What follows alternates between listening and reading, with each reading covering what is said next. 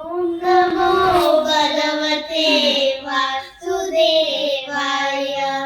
यदा यदा हि धर्मस्य ग्लानिर्भवति भारत अभ्युत्थानं धर्मस्य तदात्मानं सृजाम्यहम्।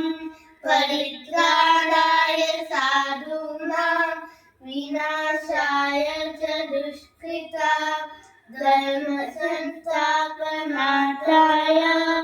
संभवामि युगे युगे। धर्मनिर्वाहितारस्ते मा फलेषु कदाचन मा कर्मफलेषु भूत्मते शङ्कोऽस्य कर्मणि नैनं छिदन्ति शस्त्राणि नैनं दहति पावकः न चैनं क्लेदयन्त्यापो न शोषयति